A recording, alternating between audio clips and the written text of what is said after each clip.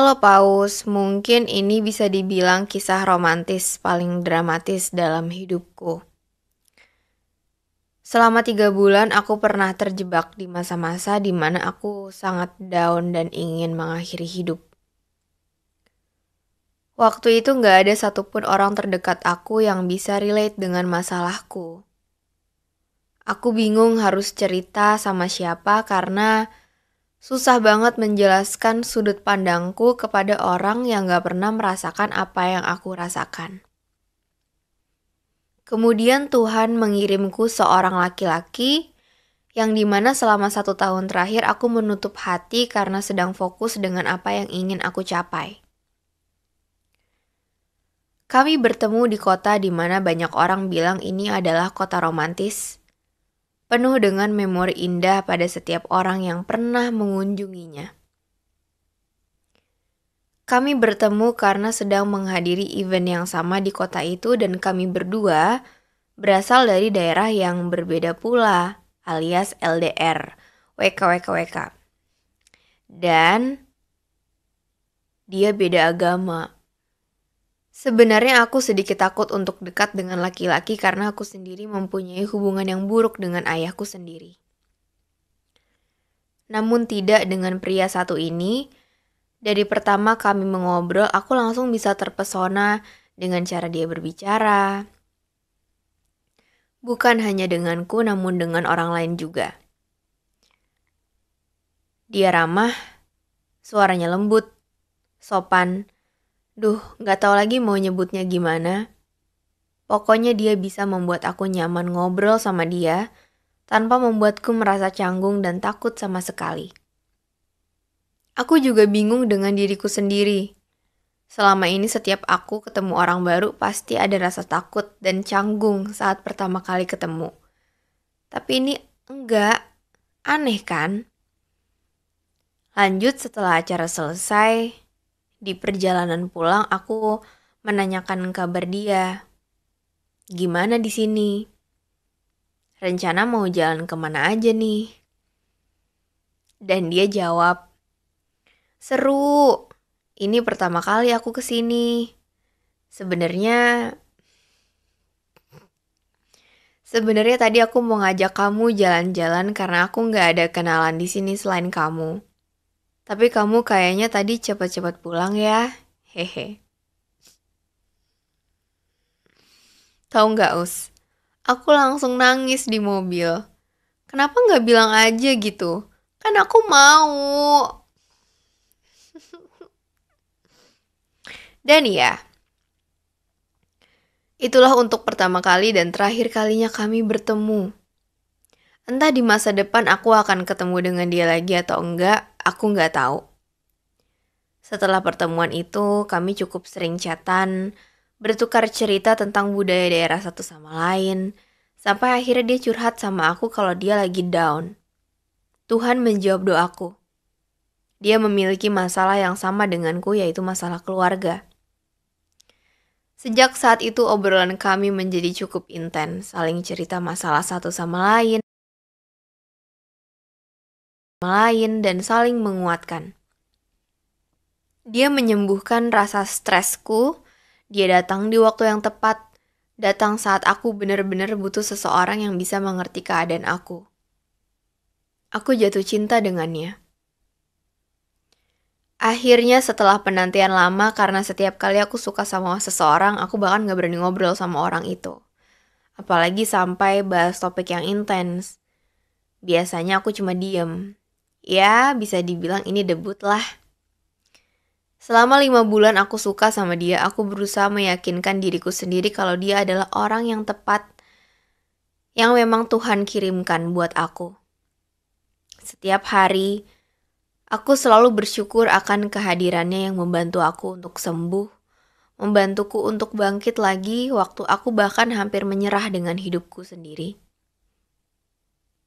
Aku sembuh, Us. Aku sembuh karena dia. 5 bulan. Iya, 5 bulan. Aku lupa minta sama Tuhan supaya laki-laki ini bisa stay di hidup aku. Malam hari saat aku lagi beli dimsum di luar, aku membuka WhatsApp. Dia mengupload foto seorang perempuan berwajah manis dengan caption princess, lengkap pakai emoji love. Panic attack langsung menyergap tubuhku.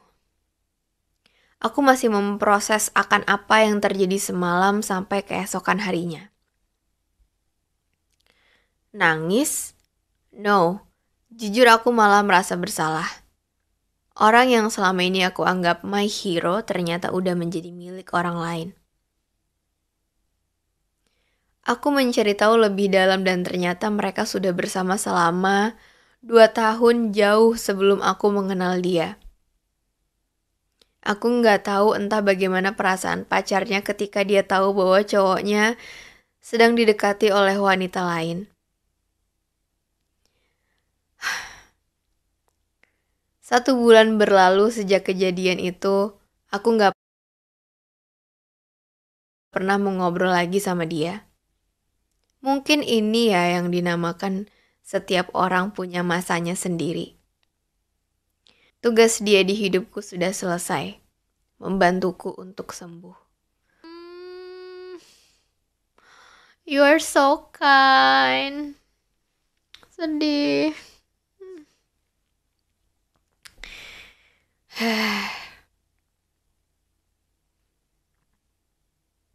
Sampai bingung mau bilang apa. Karena hubungan cinta yang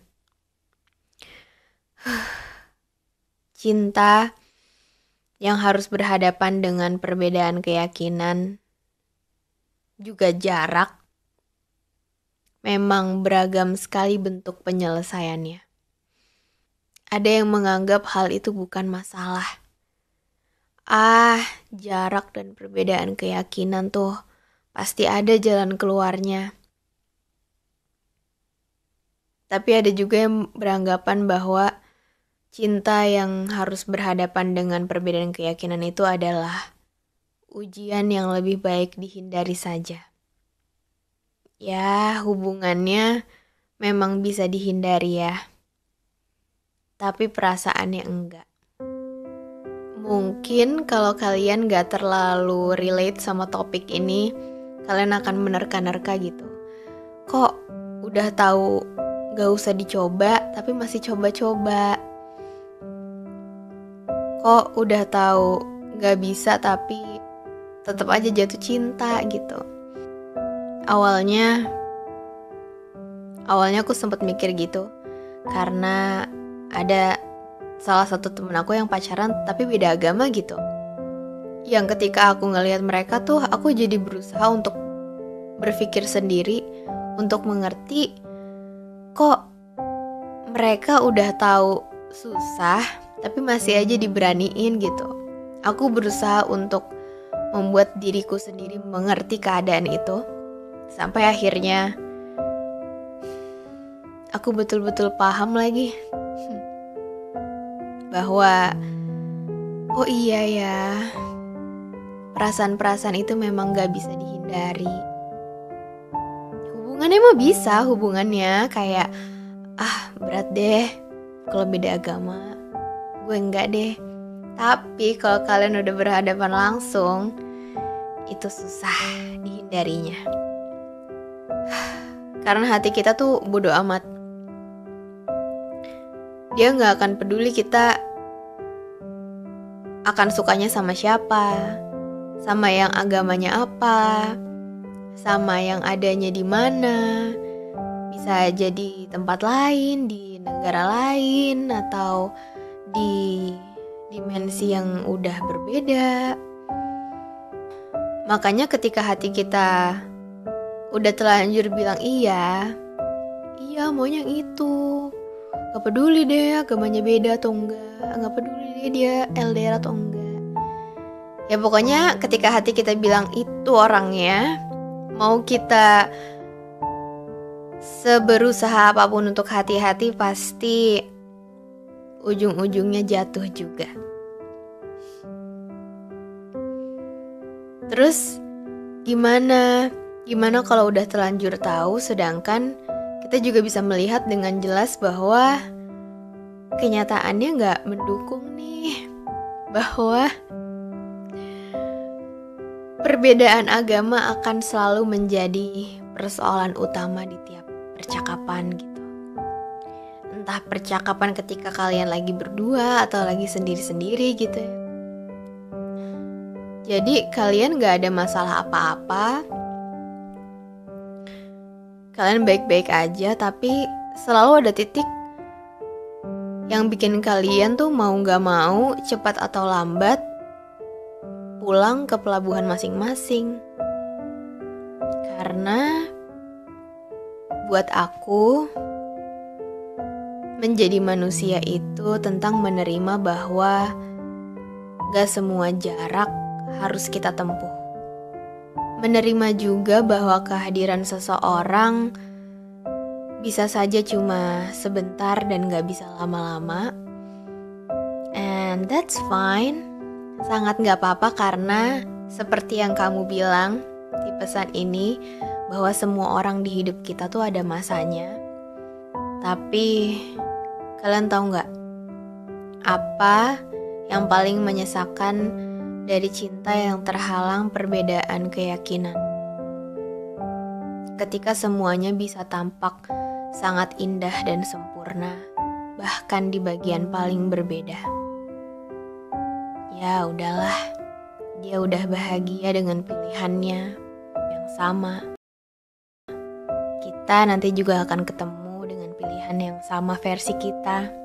Mungkin di universe lain kalian adalah dua manusia yang sama dan bisa bareng-bareng, tapi nggak di sini ternyata.